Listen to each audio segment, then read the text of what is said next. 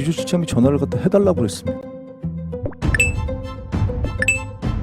더불어민주당 원내대표 경선에 나선 최종병기, 김병기 의원이 11일 아들의 국정원 채용 논란과 관련해 국정원에 어떤 것이 맞는지 공개해달라고 요구했습니다. 그는 모든 책임을 지고 국회의원직에서 사퇴하겠다고도 했습니다. 김 의원은 이날 페이스북에 올린 글에서 2014년 기무사 현역 장교였던 제 아들은 국정원 공채에서 서류 전형, 필기, 신체 검사, 체력 검정, 면접을 모두 통과했지만 마지막 단계인 신원조사에서 탈락했다. 그런데 2017년에는 신원조사를 통과해 우수한 성적으로 합격했다. 둘 중 어떤 것이 잘못된 것인지 밝혀달라고 했지만 아직까지 답변을 못 듣고 있다며 이렇게 말했습니다. 그러면서 MBC 김상훈, 김정우 기자에 대해서는 법적 책임을 묻겠습니다. 라고 말씀하셨습니다. 네, 아주 잘하셨습니다. 이렇게 해야 합니다. 살다 원내대표 선거에 이런 추잡한 일은 처음 봅니다. 그런데 언론 알아야 바꾼다. 제 입장에서 보면 기존 레거시 미디어, 언론이라고 말하는 그들은 기득권 세력입니다. 하지만 보수 정권이 들어오면 그 기득권을 인정해주고 김치찌개도 해주고 계란말이도 말아주면서 초상권 팍팍 침해하며 서로 셀카도 찍고 사이도 좋은데 민주 정권이 들어오면 기득권을 인정 안 해주고 국민들과 다이렉트로 소통하려니까 레거시 미디어들은 미쳐 날뛰는 것입니다. 특히 MBC 등 그나마 보수 정권에 대항했던 언론들은 자존심은 있어서 윤두찬과 계속 갈등을 일으켰지만 그들 역시 기득권이라고 생각하기 때문에 민주 정권이 들어오니 이제 취임 일주일 된 대통령을 허니문 없이 다른 레거시 미디어와 동일하게 까는 길을 가고 있는 것입니다. 그래서 언론 개혁이 꼭 필요합니다. 관련해 최종병기, 김병기 의원이 오늘 직접 밝힌 팩트 보시고 이어가 보겠습니다. 아니, 무슨 수로 녹취록을 갖다가 확보할 수 있겠습니까? 국정원 내에 있는 녹취록을. 자, 이게 검찰로 갔을 수는 있습니다. 왜냐면 업무폰이었으니까 이현수 기조실장이 검찰 조사를 받은 적이 있거든요.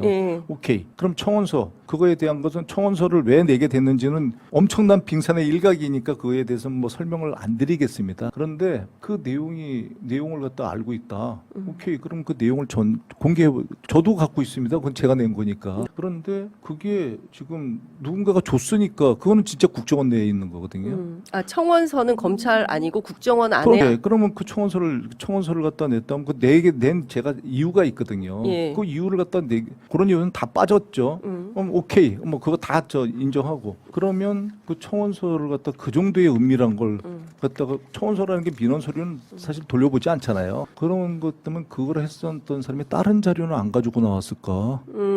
예. 다른 자료는 확보하지 않았을까? 그게 전직이든 현직이든요. 네. 밝혀둘라는 겁니다.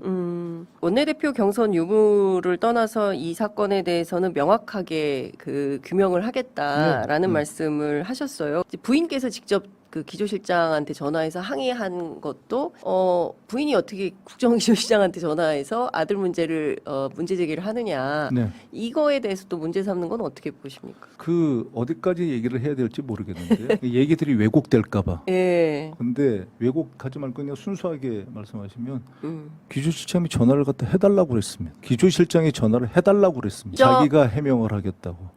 자기가 설명을 하겠다고. 그러니까 의원님한테 먼저 전화를 해서 네. 부인께 내가 전화를 주시면 관련 내용을 설명을 드릴 네. 터이니 부인께서 저에게 전화를 좀 주십시오라는 연락을 받고 부인께서 전화를 드린 거다. 네. 그러니까 그게 뭐냐면 안사님이 법적 조치를 하겠다고 그랬거든요. 부인께서도 법적 조치하시겠다고요?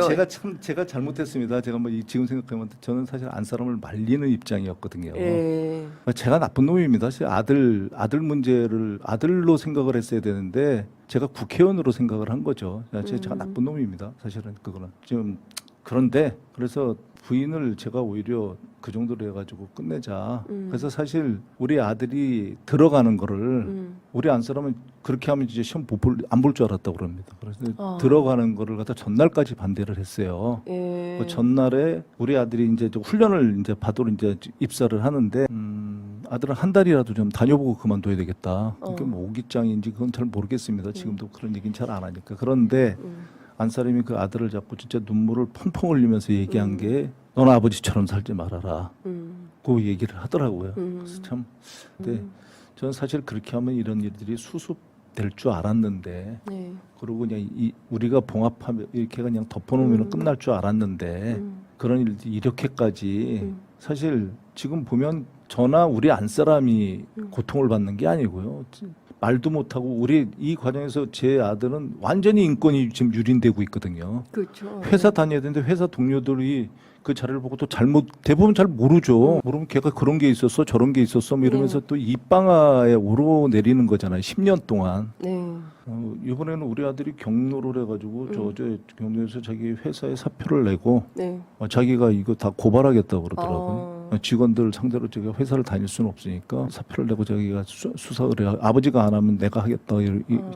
그렇게 아이고. 얘기를 하던데, 그러니까 그런 문제에 대해서 특히 가정 문제에 대해서 저는 뭐 할 수 있다고 생각을 해요. 그런데 제발 좀 그 경위 같은 걸, 그러니까 언론이지 않습니까? 더군다나 네. 메이저 언론들인데 네. 그렇게 보도를 하려면 사실관계는 정확하게 좀 알아보고 하셔라. 그리고 그게 그렇게 이르게 된 경위들도 있잖아요. 이게 어떻게 피해자가 분명히 피해자는 특정됐는데 가해자의 그 잘못은 온데간데없고 피해자에게만 계속 나오는 거거든요. 그 제가 정치인이 아니었으면 우리 아들이 그렇게 고통을 받았을까? 물론 정치인의 숙명이긴 합니다만 뭐 여기서 외람되면 대통령님이 조금 이해되더라고요. 네. 네, 사실 당내 선거에서 둘 다 좋은 카드인 경우 제가 의견을 낸 경우는 없었습니다. 그런데 김병기에게 작업 들어오는 거 보니 저는 김병기 뽑겠습니다. 국정원과 언론이 공작을 치는데 어이가 없습니다. 여러분, 지난 총선이 끝나고 유시민 작가께서 이런 말씀을 하신 적이 있습니다. 사람이 완벽하게 도덕적이거나 완벽하게 선할 수가 없어요. 선하게 살겠다고 선언하고 이랬던 사람을 잘 뒤져보면 잘 먹고 잘 살겠다고 행위를 한 것이 일부 보이게 돼요. 그 중에 어떤 것들은 법에 어긋날 수도 있어요. 완벽히 선하게 살지 않았다는 이유로